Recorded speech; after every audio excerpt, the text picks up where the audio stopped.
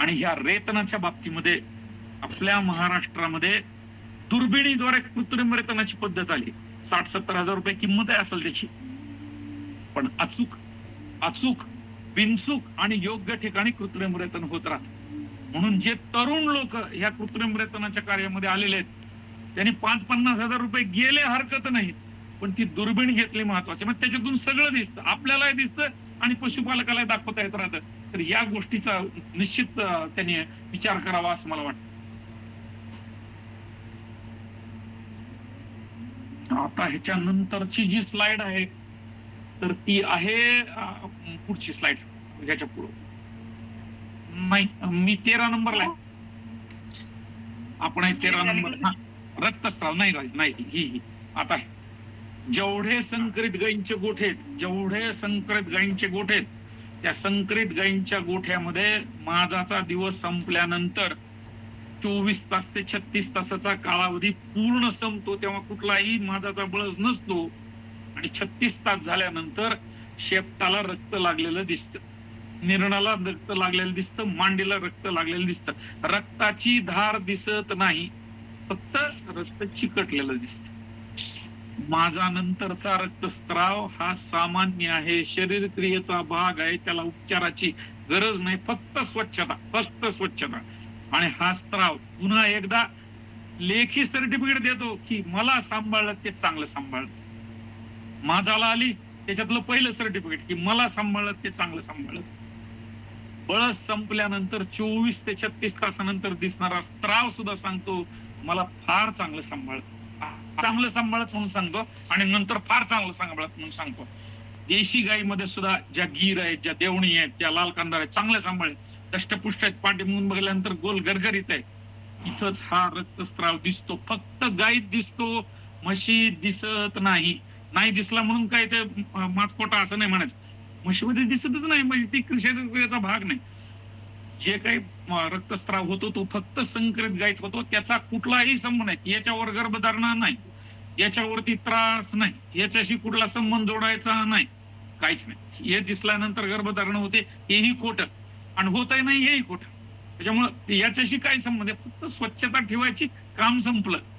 फार चांगलं व्यवस्थापन आहे, याचं सर्टिफिकेट आपल्याला मिळालेलं असतं, एवढं मात्र नक्की लक्षात ठेवायला हरकत नाही. पुढची स्लाइड. कशी ठरतात गाभण? मग आता समजा माझ्यावरती जनावर आलं, आपण त्याला भरलं, मग ती कशी ठरतात? तर त्यातला पहिला भाग असा आहे की पशुपालकाने जो माल ओळखला, त्याची पशुवैद्यकानं तंत्रज्ञानानं खात्री केली की हे माझावर आहे आणि कृत्रिम रेतन केलं म्हणून जनावर गाभण ठरतात. सतत शरीर वजन वाढत चाललंय ह्याच्या नोंदी आपण ठेवल्या म्हणून जनावर गाभण ठरतात. माझाचा रक्तामध्ये तो जो स्त्राव येतो, हा स्त्राव फार महत्वाचा आहे. ह्याच्यामधली जर तपासणी डॉक्टरांनी करायला सुरुवात केली, आपल्याला 70% जनावरांची गर्भधारणा माझाच्या दिवशी कळते. 70% गर्भधारणा माझाच्या दिवशी. नेच्यासारखी रचना मी तुम्हाला दाखवणार आहे, तशी दिसली आणि मग गाय भरवली तर 100% गर्भधारणा, 100% गर्भधारणाची खात्री होत राहते. गाय असो किंवा म्हैस असो, बळस घ्यायचा, काचपट्टीवरती काही करायचं नाही, कुठलंही केमिकल टाकायचं नाही, काहीच करायचं नाही. जसाच्या तसा हवेमध्ये फक्त वाळवायचा आणि सूक्ष्मदर्शक यंत्राखाली, कुठलं 7वीचे पोरं जे सूक्ष्मदर्शक यंत्र वापरतात तेच 10x पॉवर, कमीत कमी पॉवर मध्ये असलेलं ते, शाळेमध्ये कुठल्याही असलेलं, कुठल्याही खेडेगावामध्ये प्रयोगशाळा आहेच, मुलांना ते बटाट्याचे काप दाखवतात स्टार्च साठीच्या, तिथं आपल्याला ह्या गोष्टी दिसू शकतात. पण आमच्याकडं जे कृत्रिम रेतन करायला येतात ते सगळे महाराष्ट्रातले प्रचंड कामाचे लोक असल्यामुळे एवढं करतच नाही आणि नुकसान आपल्याला होत राहत. त्याच्यामुळे एखादा मायक्रोस्कोप जर असला 5-10 हजाराचा घेऊनच ठेवायचा, आपणच तपासून सांगायचं आहे बरं का, नेच्याची रचना झालेली आहे तर ती काय का आपण म्हणजे माझ्यावरती आहे, शक्यता चांगली आहे. दाखवतो तुम्हाला त्याची स्लाइड कशी दिसते. पुढची गोष्ट अशी की तिसऱ्या टप्प्यामध्ये रेतन, अचूक वेळी रेतन म्हणजे तिसऱ्या टप्प्यात रेतन. त्याच्यानंतर रेतन करत असतानाची पद्धती. डॉक्टर एकटा आला, आपल्याला सांगितलं नाही तुम्ही तुमचं काम करा, मी एकटा रेतन करतो. चूक चूक. जगामध्ये कुणी 2 माणसं असल्याशिवाय रेतन होत नाही. पहिला माणूस निरण उघडायला, पोकळी निर्माण करायला आणि डॉक्टरची जी ते कृत्रिम रेतनाची गण आहे ती अलगद पास झाली पाहिजे, अलगद. इकडे इकडे धक्का न लागता, नाहीतर त्या योनी मार्गामधले सगळे जंतू घेऊन मध्ये पुन्हा गर्भाशयात जात राहतात. तसलं नाही, कुठंही धक्का न लागता जी गर्भाशयातच जाते ते कृत्रिम रतन यशस्वी होत राहतं. त्याच्याकडे आपलं लक्ष ठेवायचं. 37 डिग्रीचं टेम्परेचरचं तापमानाचं पाणी लागतं, याच्यासाठी आपलं लक्ष ठेवायचं. आणि महत्वाचं मग गोष्ट अशी की एकदा गाय भरवली की त्याच्यानंतर तिच्याकडे आपल्याला किती वेळ ती पुन्हा पुढे माझावर राहते हेही बघावं लागतं. भरवल्यानंतर 8 ते 10 तासात माज संपला पाहिजे. संध्याकाळी डॉक्टरने येऊन गाय भरवली, दुसऱ्या दिवशी सकाळी माझालाच, सकाळी 10ला माझालाच, दुपारी 12 वाजता माझालाच, असं जर लक्षात आलं तर भरवलेलं जनावर 12 तासापेक्षा जास्त कालावधीमध्ये माझावरती राहिलं तर दुसऱ्यांदा भरवायची. दुसऱ्या दिवशी पण कधी? 24 तासानंतर, पहिल्या रेतनाच्या दुसऱ्या वेळेस 24 तासानंतर. आणि याच्यानंतर गर्भधारणा तपासण्याच्या गोष्टी आपल्याला घरच्या घरी करता येत राहतात. पुढची स्लाइड. जे माज आपण म्हणलोत त्याची ही यादी म्हणजे धडकी भरण्यासाठी नाही, ही मी तुम्हाला कळवण्यासाठी सांगितली. अशा गोष्टी घडतात. माझा तर हा विकृत प्रकार आहे, एवढे प्रकार आहेत, प्रचंड प्रकार आहेत. साधारणतः 24 वेगवेगळ्या प्रकारचे माज आहेत. थोडे खालीच केलेली चाल. हा बस बस बस, माझावरच येत नाही हा पहिला भाग. असला तर चांगले लक्षणं दाखवत नाहीत म्हणजे अस्पष्ट असतो, ते दुसरा भाग. म्हशीमध्ये दिसतो. अंडच तयार झालं नाही, नुसतंच माज आहे. लक्षण एवढे तर गाय अशी जर उडायला लागलेली आहे म्हणून दुसऱ्या गायीवरती विचारता सोय नाही. स्त्रीबीजच नाही ना, कशाला भरवायची? डॉक्टरला ते ओळखता आलं पाहिजे. त्यामुळे ते तिसरा एक प्रकारचा माज. चौथा असा आहे की आज माज आलाय, उद्या माज आलाय, भरवली, तिसऱ्या टप्प्यात भरवली, तिसऱ्या दिवशी माझाला नाही, काय नाही, माझं शांत निवांत. चौथ्या दिवशी पुन्हा पाहिल्यासारखी माझाची लक्षणं दाखवायला लागली. 5व्या दिवशी लक्षणं दाखवायला लागली. याचा अर्थ असा आहे की अजून अंड सुटलं नाही. अंड सुटल्यानंतर माज संपतो. अंड सुटल्यानंतर माज संपतो. अंड हे माझाच्या संपल्यानंतर 6 तासात सुटतं, पण त्याच्या अगोदरपासून लक्षणं कमी होत राहतात. तर हे जर सुटलं नसलं आणि ते जर अंड तसंच राहिलं स्त्रीबीज अंडावर, माझच माज, माझच माज, 4 दिवस राहते, 5 दिवस राहते, 7 दिवस राहते, सर 8-8 दिवस माझ्यावरती राहते. वाळलं, शिळ झालं, संपलं.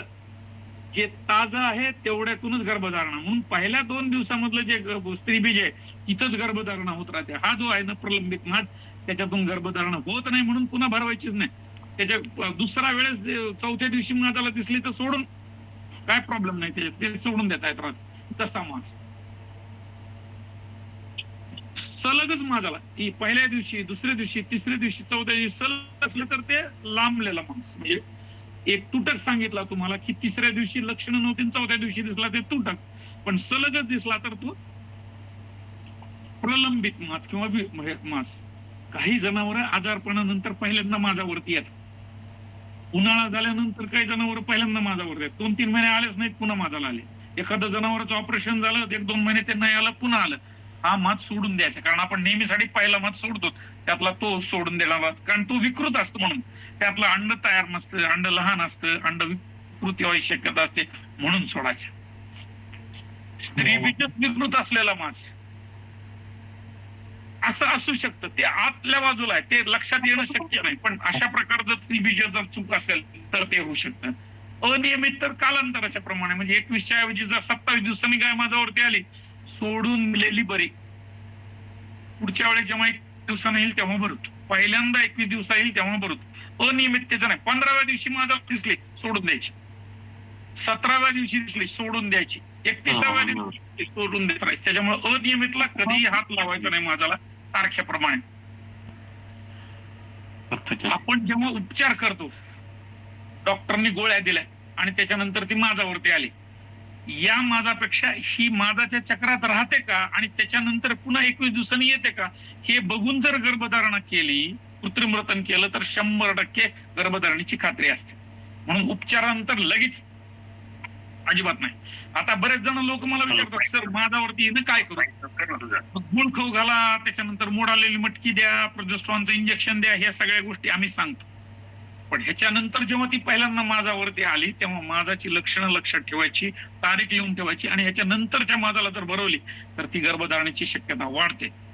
ऋतुमानात प्रवेश करता हे मशीनसाठी लागू आहे. आपल्याकडच्या मशीनचं जर उन्हाळा सहन नाही केला तर उन्हाळ्याभर माझ्यावरती येत नाहीत आणि मग पावसाळ्याच्या सुरुवातीला ते येतात. तेव्हा पहिला माझे असाच विकृत असतो. आणि ही भयानक गोष्ट अशी की रेतन केलं माझ्यावरती 21 दिवसानंतर आली, बरवली. ठरवलं याची खात्री नसतेच. कारण आपण 45% फक्त गर्भधारणा होऊ शकते म्हणतो, 55% नाही. त्याच्यानंतरचे माज जर मुके सुरू झाले, तर गाभण आहे म्हणून बऱ्याचदा सांभाळली जात राहते. हेही चुकीचंच. त्याच्यामुळे एवढ्या प्रकारचे विचित्र माज असतात. ह्या गोष्टी आपण लक्षात ठेवायला पाहिजेत. पुढची. पुढची स्लाइड. हां. माजाचा अभाव. आपल्याकडच्या गायी आणि म्हशी जर माझावरती येत नसतील, माझाच्या चक्रात नसतील, तर स्त्रीबीज किंवा पीतग्रंथी त्यांच्या स्त्रीबीजांडावरती नसते, डॉक्टरला लागत नाही आणि डॉक्टर सांगतात ही माझ्यावरती येत नाही. अशा प्रकारच्या याच्यामधल्या पहिली गोष्ट शरीर वजनामध्ये घट दाखवायला लागली. 250, 249.5 पुन्हा 249, 248 पॉइंट अशी कमी व्हायला लागली. इतर शरीर संस्थांचं अनारोग्य, पचनच चांगलं नाही, बरेच दिवसाचा निमोनिया आहे, रक्तक्षय झालेला आहे, अशा गोष्टी. पोषण मूल्यांची कमतरता, खुराकच घातला नाही तर येईल कशी माझ्याला. त्याच्यामुळं खुराक नसलेले जनावर माझ्यावरती येणार नाहीत. सगळ्यात महत्वाचा जोडीदार, मित्र, सख्खा मित्र माझ्यावर न येणाऱ्या जनावरांचा म्हणजे परजीवी.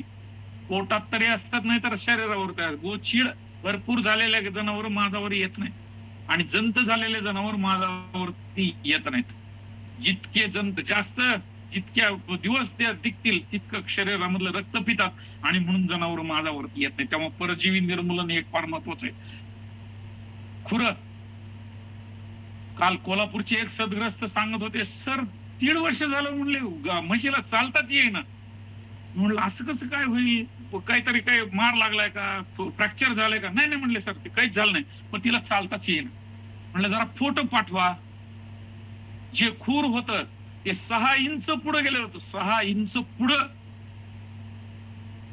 खुरावरती, मागच्या पायाच्या खुरावरती 60% जनावरांचं वजन असतं आणि सगळं ते पाठीमागचा जो घोटा होता त्याच्यावर ते म्हैस पाय टेकून होती.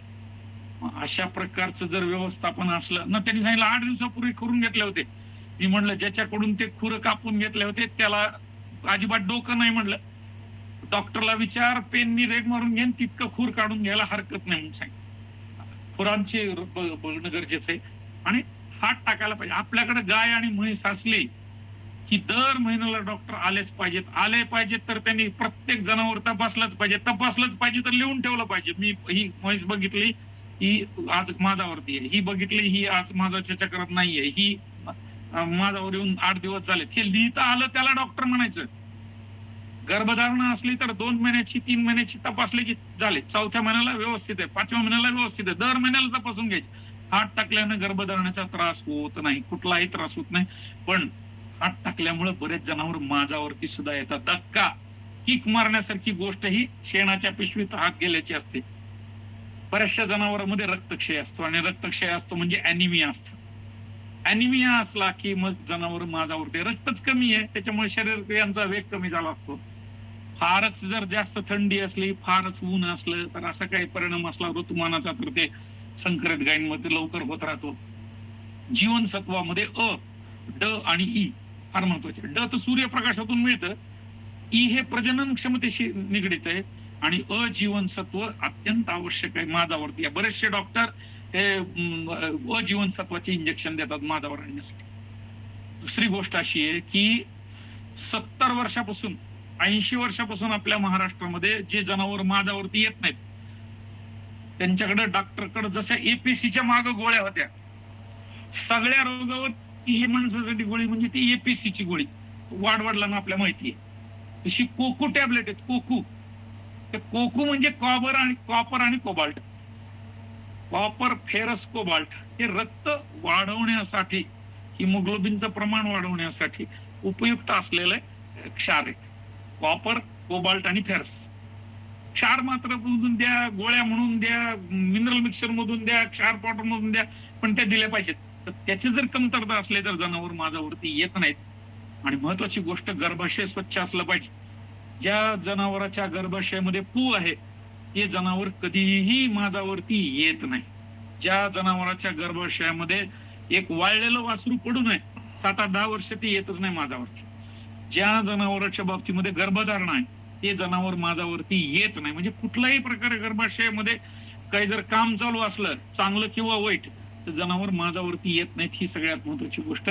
आणि आयोडीनची कमतरता, आयोडीनचा जो क्षार आहे तर तो शरीराचं तापमान संतुलन करतो आणि त्याच्यामुळे जनावर माझ्यावरती येत नाहीत. तर हे लक्षात घेणं सर गरजेचं आहे. आता पुढची स्लाइड जर आपण बघितली तर त्याच्यामध्ये मी उपचार दिलेले सोपे आहेत. प्रकृती गुणांक वाढवायचा म्हणजे शरीर वजन वाढवायचं. कातडीची चकाकी असली पाहिजे. गायीच्या हात लावला की मऊ सूत लागलं पाहिजे कातडीला. अशी कातडी झाली की जनावर 100% माझावरती येत राहतं. माझावर आणण्यासाठी पहिलं काम जंतनाशनाचं करायचं. शेण तपासणी करून घ्यायची, जंतनाशन करून घेत राहायचं.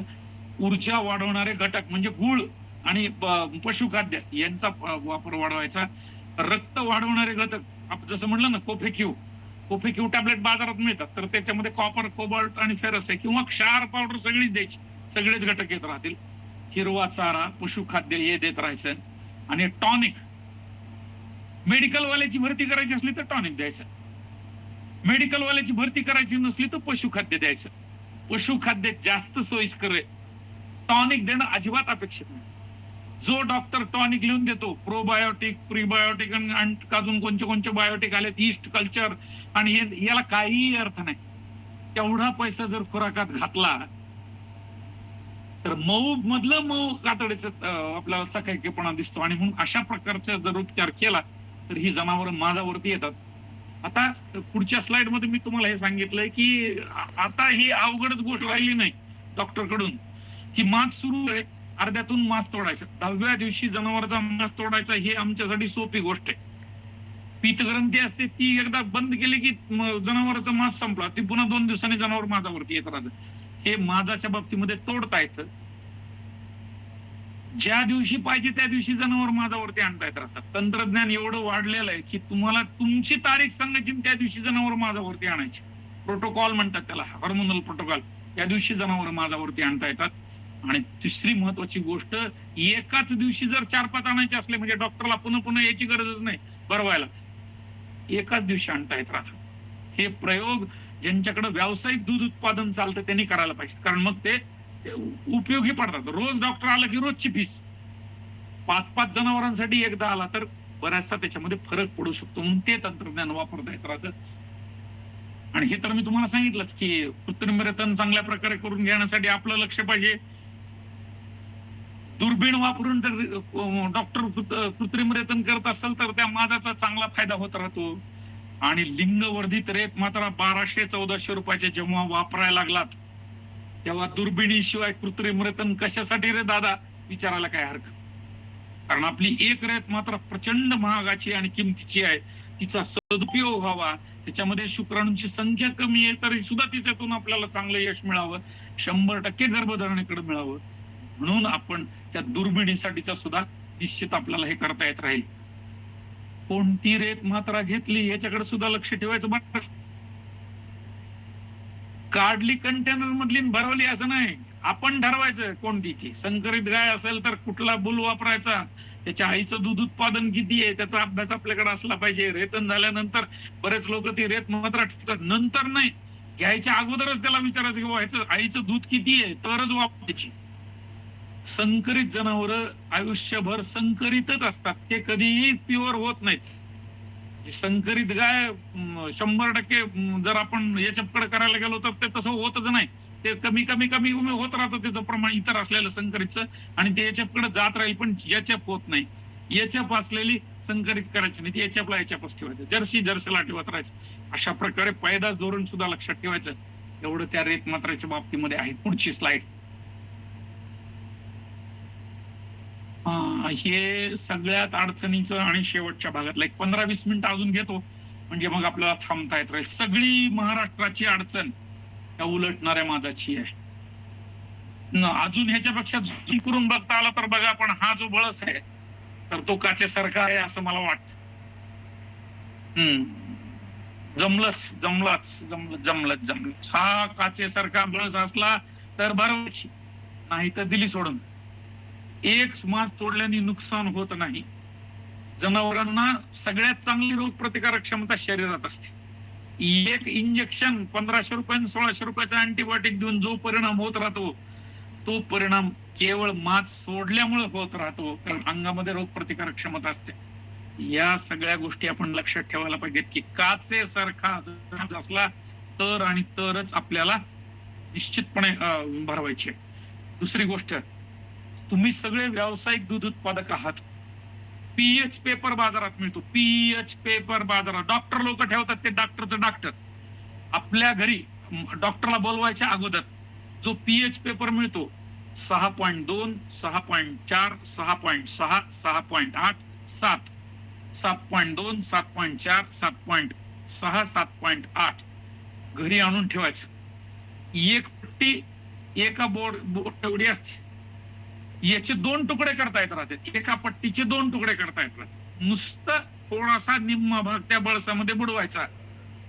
6.6, 6.8, 7, 7.2 आणि 7.4 पर्यंत जर पीएच असला तर भरवायची, मग डॉक्टरला बोलवायचं. नाही तर सोडून द्यायची, घरच्या घरी सोडून देत राहायची, आपणच सोडून देत राहायची. नकोच, बळस खराब आहे म्हणजे रोगजंतूंचा प्रादुर्भाव आहे.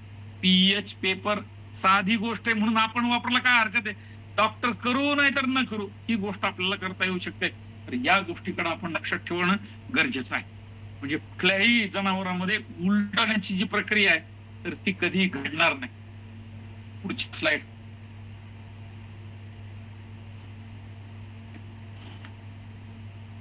उलटण्यासाठीचे बरेचदा लोक कारण विचारतात, तर मग का उलटले?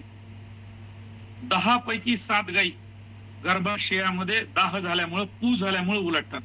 आणि 3 गायी ह्या शरीर क्रिया चुकीच्या असल्यामुळे, तुम्ही म्हणलं ना, तुटक माज आणि प्रलंबित माज, अंड न सुटणारा माज, त्याच्यानंतर शिळ अंड सुटणारा माज, अशा सगळ्या गोष्टींमुळे शरीर क्रियाच्या दोषामुळे ज्या 7 गायी उलटतात त्याच्यासाठी परवाच मुक्त संचार पद्धतीच्या गोठ्यावरती सुद्धा आपल्या महाराष्ट्रामध्ये प्लास्टिक टाकायची पद्धत नवीन आलेली आहे. सातारा जिल्ह्यामधल्या एका पशुपालकानं 100 गायी होत्या, कंटाळून गेला होता. महाराष्ट्रातल्या सगळ्या डॉक्टरशी कंटाळून गेला होता की यांच्याच्यानं शक्य नाही म्हणून. उलटणं 100 पैकी 60-70 गायी जर उलटत असतील तर ते बिचारा कसा होईल. आणि तितक्याच गायी पुन्हा मस्टायटिसच्या. याच्यासाठी मुक्त संचार पण वरती प्लास्टिक असल्यावर पाऊस खाली येत नाही, सूर्यप्रकाश जसं तसं येत राहतो, हिवाळ्यामध्ये गरम राहतं. कुठल्याच गायीला कुठली अडचण नाही. आणि हा प्लास्टिकचं जे अंतरलंय ते गुंडाळ फळल्यासारखं पातळ प्लास्टिक असलं तर गुंडाळून ठेवता येत राहतं. आणि जर समजा आपल्याला टाकायचं असलं पाऊस येणार म्हणून, तर ते घरंगळत गुंडाळ फळा जसं आपला सुटतो तर तसं ते सोडतं सुद्धा येत राहतं. म्हणून तिरकं जर असं छेद केलं, उतरतं असं तिरकं, तर त्याच्यावरून ते आपल्याला ते छेद टाकता येत राहतं. सोपा मार्ग आहे, चांगला मार्ग आहे. डॉक्टरला पैसे घालण्यापेक्षा हा मार्ग स्वस्तातला आहे. अँटीबायोटिकनी माती करण्यापेक्षा हा मार्ग स्वस्तातला आहे. कोरडा गोठा आणि मोजा नोट हे सगळ्यात महत्वाचं. गर्भाशयामध्ये स्वच्छता राहायच्या दृष्टीनं प्रसूतीनंतरची काळजी आवश्यक. आणि त्याच्यानंतर जर समजा एखादी अशी आलीच, उलटली किंवा पू झालाच, आजाच्या काळामध्ये औषधोपचार करून घेत राहायचं. तर ह्या गोष्टी सगळ्यात महत्वाच्या आहेत. आपण उलटणाऱ्या जनावरांना